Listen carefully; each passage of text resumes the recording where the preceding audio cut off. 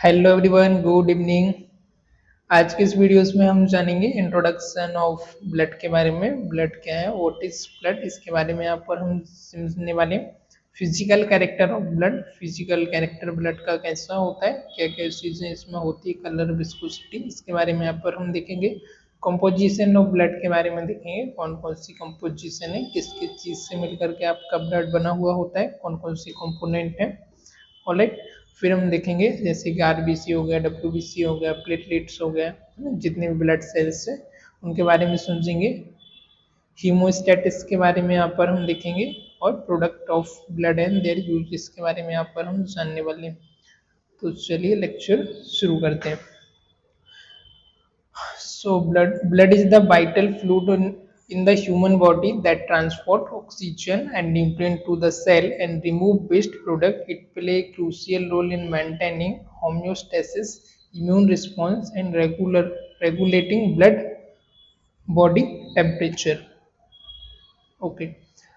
तो ब्लड क्या है, आपका एक वाइटल, बॉडी के अंदर आपका एक फ्लूइड होता है। वाइटल आपका एक ब्लड मीन्स आपका एक कनेक्टिव टिश्यू। इसका जो मेन फंक्शन होता है वो क्या होता है, आपका ट्रांसपोर्ट करने का ऑक्सीजन का, और जो भी न्यूट्रिएंट होते हैं वो आपके हीमोग्लोबिन के साथ बाइंड होके, और आपका एल्बुमिन हो गया, सेल्स हो गया, तो ब्लड के जितने भी कंपोनेंट होते हैं उसके साथ क्या होता है, आपका ऑक्सीजन, तो साथ ही साथ आपका ट्रांसपोर्ट होता है एचबी के साथ बाइंड होकर के। साथ ही साथ जो भी न्यूट्रिएंट है ये क्या होते हैं, आपकी बॉडी के अलग अलग जो पार्ट्स हैं, अलग अलग ऑर्गन है, वहां तक इनको ट्रांसपोर्ट करने का जो वर्क होता है, जो फंक्शन होता है, वो होता है आपके ब्लड का।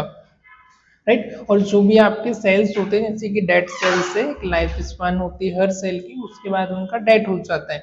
तो डेड के बाद उन सेल्स को और जो भी वेस्ट मटेरियल है उनको रिमूव करने का भी एक आपके ब्लड का ही फंक्शन होता है। ऑलराइट, ब्लड एक आपका कनेक्टिव टिश्यू है। बॉडी के अंदर आपका एक वाइटल फ्लूइड्स है जो कि आपका ट्रांसपोर्ट करता है ऑक्सीजन को बॉडी के अलग अलग पार्ट तक, न्यूट्रिएंट को ट्रांसपोर्ट करता है सेल्स तक, और रिमूव करता है आपके वेस्ट प्रोडक्ट को। राइट, अब आपकी ह्यूमन बॉडी को क्या होता है, नॉर्मली फंक्शन करने के लिए अलग अलग ऑर्गन्स को, अलग अलग पार्ट्स को फंक्शन करने के लिए, वर्क करने के लिए ऑक्सीजन की, न्यूट्रिएंट की सेल्स को, टिश्यू को रिक्वायरमेंट होती है।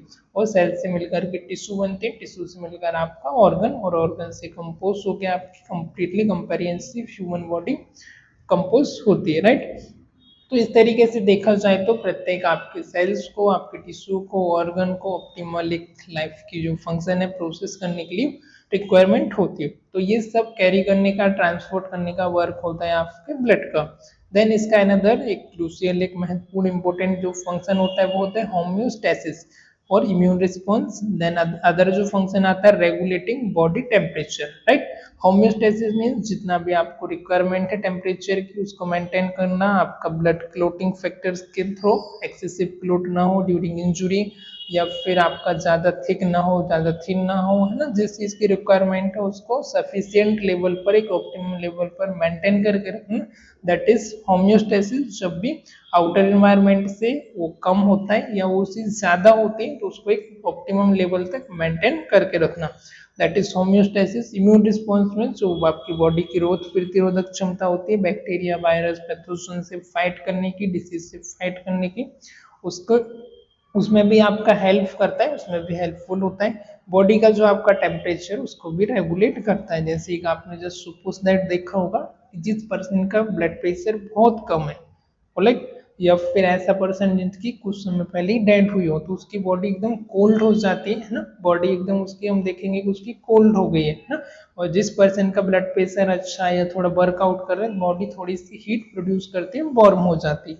ओके, तो ये क्या करता है आपके बॉडी में, यदि फ्लूइड आपका रेगुलेट हो रहा है, उसका संचार एक जगह से दूसरी जगह हो रहा है, तो ऑब्वियसली बात है आपका टेम्परेचर भी बाय डिफॉल्ट मेंटेन रहेगा। तो it's all about blood. Then physical character, physical मतलब नॉर्मल आइज से हम देखेंगे तो किस तरीके का आपका विजिबल होता है।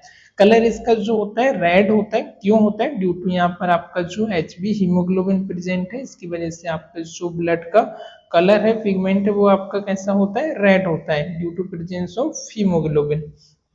Oxygenated blood is bright red, जो आपका ऑक्सीजनेटेड ब्लड होता है वो आपका ब्राइट रेड होता है, और डीऑक्सीजनेटेड ब्लड होता है थोड़ा सा आपका डार्क होता है ना, ये हम इससे ब्राइट पिंक कह सकते हैं या फिर थोड़ा सा ब्लू कह सकते हैं। ओके, सो इसकी जो विस्कोसिटी है वो कितनी होती है, मतलब थिकनेस इसकी, जो blood is thicker than water, ये आपके वाटर से थोड़ा सा थिक होता है।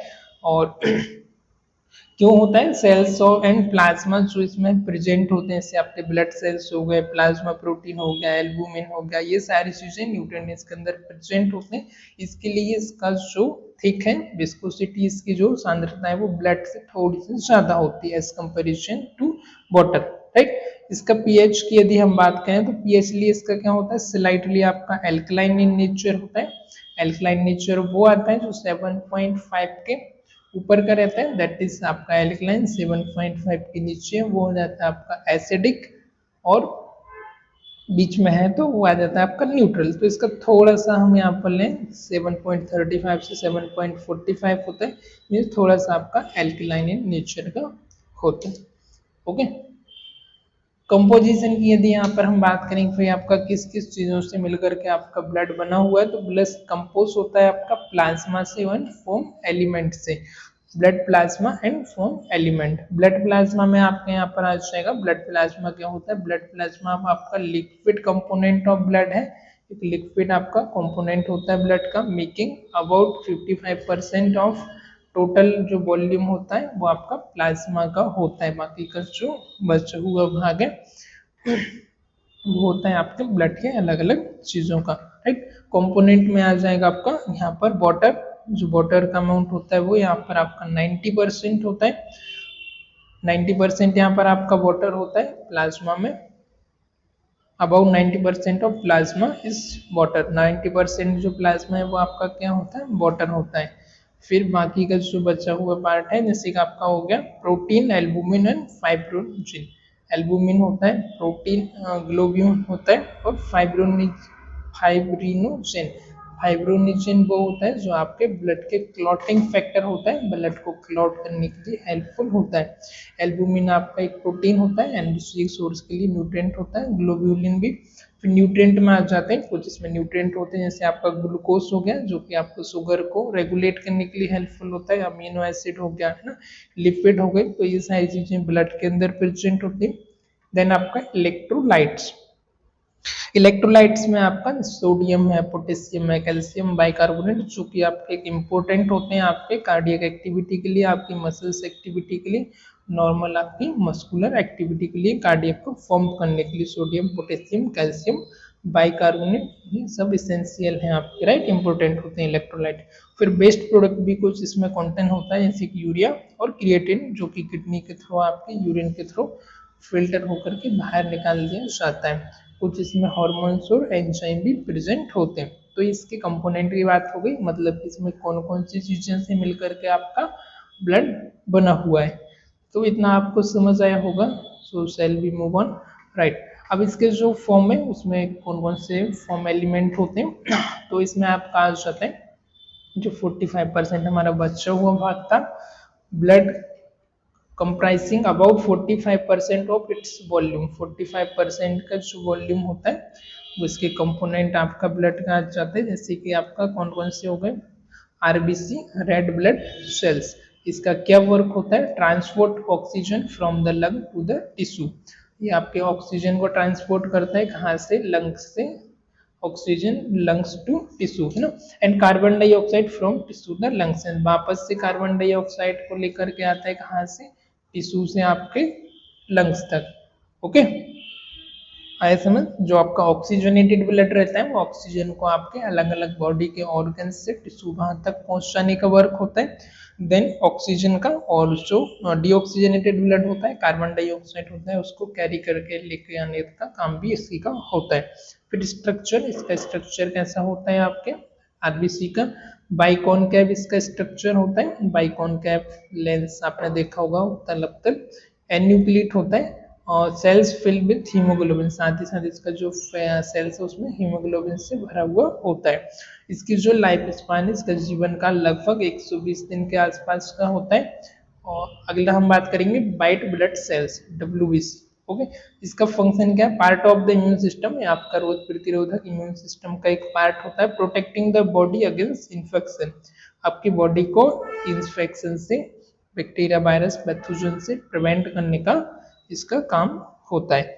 फिर न्यूट्रोफिल्स, न्यूट्रोफिल्स में क्या आ जाता है, फेगोसाइटोस बैक्टीरिया एंड डेब्रिस। न्यूट्रोफिल्स का काम क्या होता है, फेगोसाइटोसिस का, जो भी बैक्टीरिया वायरस उनको इनगल्फ करने का, उनको निकलने का, खाने का, एंड बैक्टीरिया वायरस को जो भी गंदगी आती है डेब्रिस उसको भी। ऑलराइट, फिर आ जाता है लिम्फोसाइट, बी सेल्स, ये आपके बीटा बी सेल्स होते हैं, प्रोड्यूस एंटीबॉडीज, जो कि आपकी एंटीबॉडीज को प्रोड्यूस करते हैं। एंड दूसरा आता है टी सेल्स, टी सेल क्या करते हैं, इन्फेक्टेड सेल्स को डिस्ट्रॉय करने का काम करते हैं, उसको किल करने का काम करते हैं ना।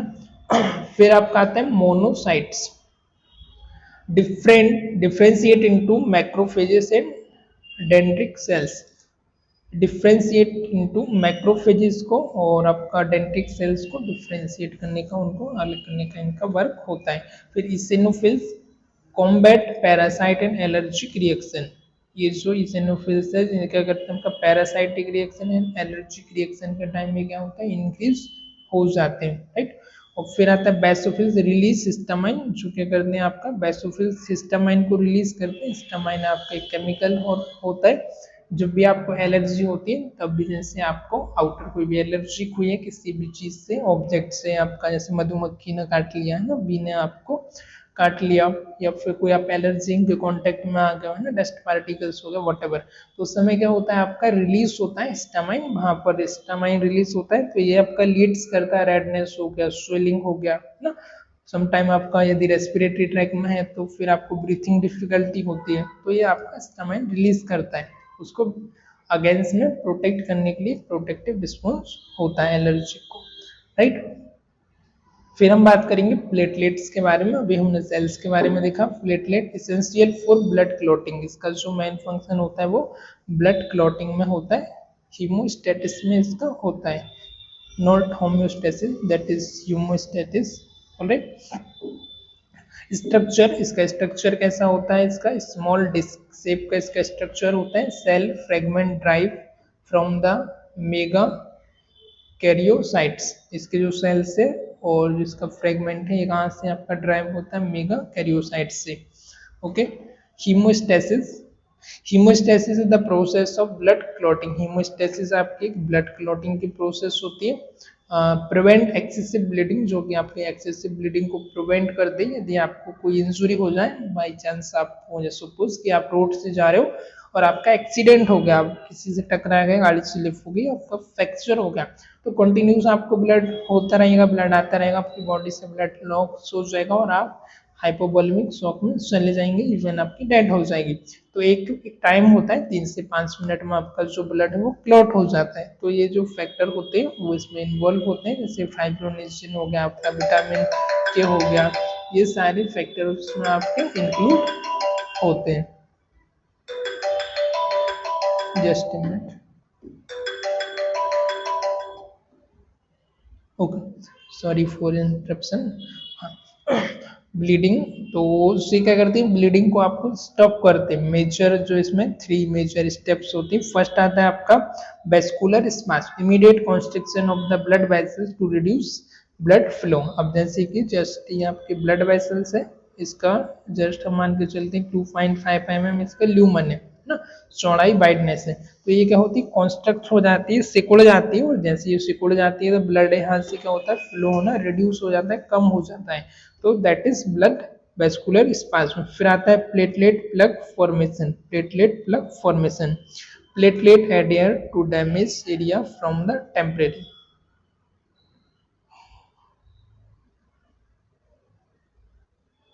Form and form temporary plug.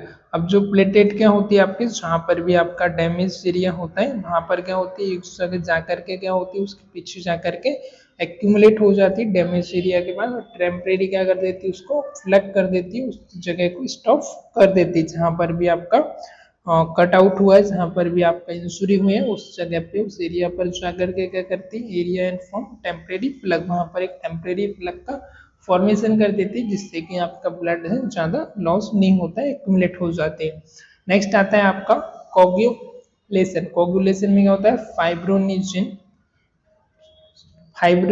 Fibrinogen is converted to fibrin. जो फाइब्रिनोजिन है वो कन्वर्टेड हो जाते हैं आपके फाइब्रिन में। फाइब्रिन क्या करता है, stabilising the platelet plug and forming stable clot.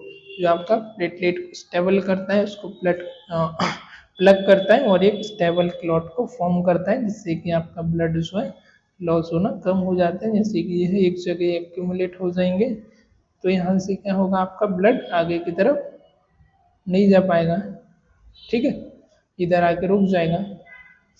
अब blood product and there uses, आपके ब्लड के कौन कौन से प्रोडक्ट हैं, उनका यूजेस क्या है, उसके बारे में यहाँ पर हम देखेंगे। Blood products are derived from the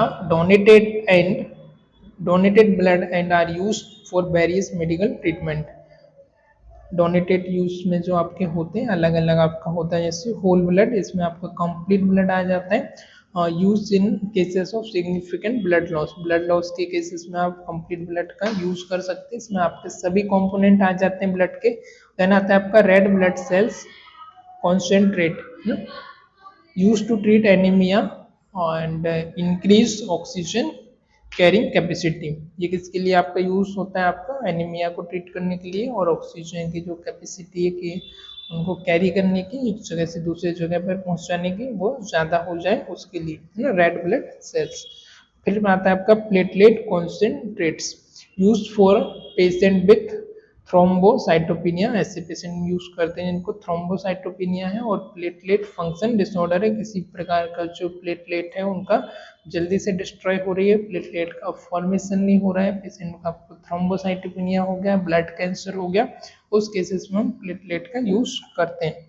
अगला आता है plasma, use to treat clotting disorder. यदि आपको कोई क्लॉटिंग डिसऑर्डर है तब हम प्लाज्मा का अलग से हम पेशेंट को इंट्रोड्यूस करते हैं, अलग से हम प्लाज्मा देते हैं। एंड रिप्लेस्ड लॉस वॉल्यूम, और यदि जो प्लाज्मा का लॉस हो गया तो उस वॉल्यूम को रिप्लेस करने के लिए हम ब्लड प्लाज्मा लगाते हैं। क्रायोरेसिपिटेट अगला है, contain clotting factor use for haemophilia and other bleeding.